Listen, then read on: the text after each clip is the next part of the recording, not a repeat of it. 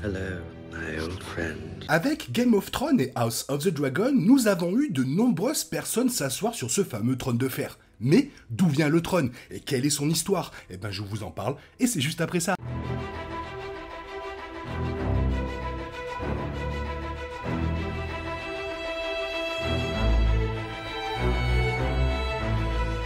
Voilà, Morgulis. Avec House of the Dragon, certains téléspectateurs ont remarqué un trône de fer d'apparence différente, ce qui a amené de nombreuses personnes à s'interroger sur sa conception et sur la provenance de toutes ces épées. En tant qu'œuvre originale d'Aegon I Targaryen, le célèbre trône de fer a commencé son existence en tant que symbole de guerre, de victoire, de conquête et de pouvoir. Les fans inconditionnels de Game of Thrones et de Fire and Blood connaissent bon nombre de ses secrets, et il y a de fortes chances que quelques autres émergent dans House of the Dragon. Et on commence par son emplacement. La conquête de Westeros par Aegon Targaryen a commencé lorsque sa flotte d'invasion a atterri à Lanera, qu'Aegon transformera plus tard avec un ensemble de villages de pêcheurs endormis et 3 collines en fondation de Port-Réal. Son premier avant-poste était une forteresse de palissades en bois qu'il nomma Aegon Fort, située au sommet de la haute colline d'Aegon. Après sa conquête de Westeros, Moindorn, Aegon a résisté au déplacement de son siège officiel à Pendragon et a construit sa nouvelle ville sur la rive de Lanera, exactement où il a atterri pour la première fois, la nommant King's Landing en anglais. En utilisant les épées brisées et fondues de tous ses ennemis tombés au combat, Aegon a créé le trône de fer de Westeros. En 35 AC, Aegon fit raser le fort d'Aegon et construisit le donjon rouge autour du trône lui-même, en grande partie parce que la taille et le poids du trône le rendaient impossible à déplacer. Continuons sur l'Alliance. Ne voulant pas plier le genou devant Aegon alors qu'il commençait son invasion de Westeros, Lord Mouton de Viergétan s'associa à Lord Sombrelin de Sombreval, levant une armée de 3000 hommes ensemble. L'alliance Mouton-Sombrelin a marché sur Lanera, prévoyant de s'opposer à Aegon à son arrivée. Aegon a tendu une embuscade à ses ennemis en mouvement, avec Orys Baratheon à la tête des troupes terrestres et Aegon chevauchant son dragon, Balerion la Terreur Noire. Lord Mouton et Sombrelin ont été tués dans leur défaite catastrophique. Fire and Blood n'indique pas spécifiquement que les épées des riverains morts ont été prises pour faire partie du trône de fer, mais on peut supposer qu'Aegon voulait que les armes de ses adversaires vaincus soient incluses. Continuons sur la maison Ohar. Avec la Nera sécurisée et ses seigneurs survivants qui lui ont prêté serment, Aegon a marché vers le nord-ouest vers l'œil de Dieu et les conflans pour affronter Lord Arryn le Noir, qui était retranché dans son château massif et puissant de Harrenhal. Confiant dans la force de ses remparts de pierre, Lord Arryn est resté provocateur jusqu'à ce que Aegon monte sur Balerion et mette le feu à la forteresse et fasse fondre la roche, tuant tout le monde à l'intérieur, y compris Lord Arryn et ses héritiers restants. La maison Ohar a été anéantie et Aegon a fait charger les épées tordues par la chaleur dans des wagons et les a envoyées à Aegon Fort. L'une des plus grandes leçons a été apprise, ne jouez pas avec les plus grands dragons de Game of Thrones.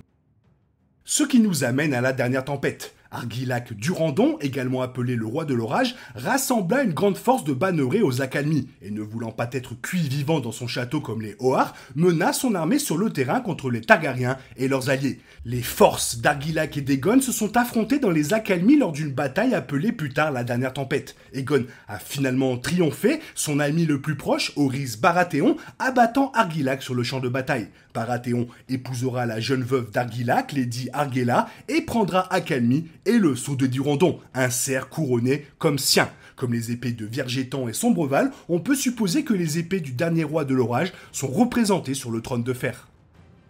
Enchaînons sur le champ de feu. Déterminés à ne pas tomber sous le talon d'Aegon, 2 rois des terres de l'Ouest se sont déplacés pour lever une grande armée.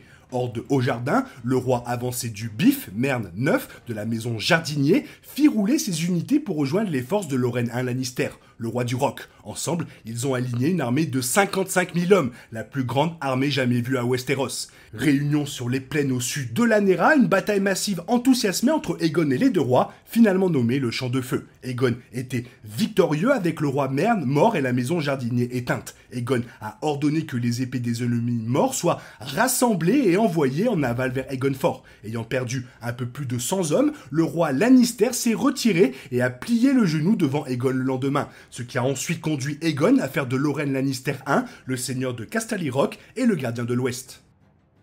Et on arrive au moment le plus important, la fabrication. Dans le monde ancien et tentaculaire de l'univers Game of Thrones de George R. Martin, l'auteur permet au processus du temps de changer et de brouiller les faits qui deviennent une légende. La façon dont Aegon le Conquérant a fait fabriquer le trône de fer diffère dans les chansons folkloriques, fictives et des histoires. Dans les chansons, le trône de fer se composait de 1000 âmes fondues dans le trône par la flamme du dragon d'Aegon, Balerion. Dans les histoires, les scribes rapportent qu'Aegon a fait construire le trône de fer par des artisans. L'auteur George R. Martin le décrit comme massif, laid, asymétrique, un trône fabriqué par des forgerons martelant des épées à moitié fondues, brisées et tordues. Et on passe aux épées des vaincus. Les épées des maisons Westerosi qui ont plié le genou devant Aegon, telles que la maison Stark, la maison Lannister et la maison Arryn, n'étaient pas incluses dans le trône de fer. Les lecteurs de Fire and Blood savent que Aegon était un dirigeant perspicace, n'ajoutant au trône que les épées de ses ennemis vaincus sur le champ de bataille. Il l'a fait pour renforcer la réalité de leur soumission au règne des Targaryens. Les maisons qui avaient fait la chose honorable et se sont rendues en gros à Aegon et ses dragons ont été autorisés à conserver leurs terres et leurs titres et ont été richement récompensés pour leur fidélité.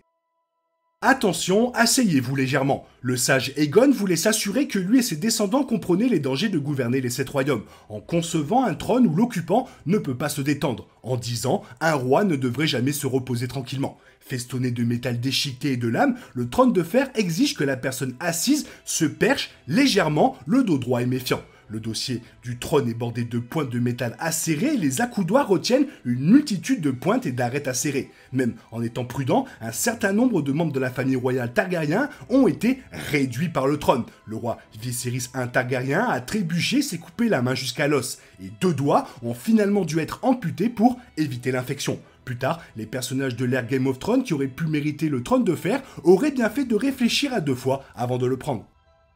Qui peut s'asseoir sur le trône de fer ? Bien que le puissant trône conçu par les Targaryens dans Fire and Blood soit réservé au roi régnant, d'autres usurpateurs trouvent leur chemin vers le siège épineux mais convoité. Dans House of the Dragon, tous ces modèles seront probablement les puissants Targaryens. Les régents ne peuvent pas utiliser le trône, mais la main du roi a le droit de se percher si le roi est absent. De puissantes femmes Targaryens ont également régné depuis le trône de fer. Les 2 sœurs épouses puissantes d'Aegon I Targaryen, la reine Rhaenys Targaryen, la reine Visenya Targaryen, ont tous 2 utilisé le siège. Et la reine Rhaenyra Targaryen revendiquera le trône dans House of the Dragon.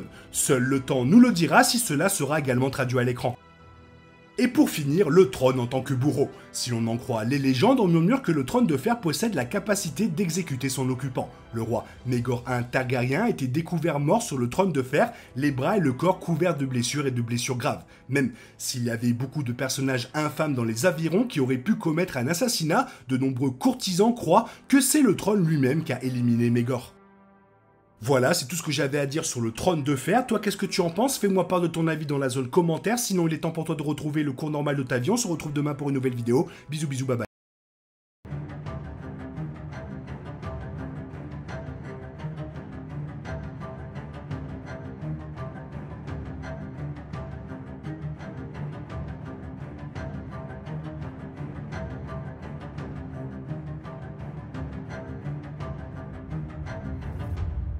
Bara the Irish.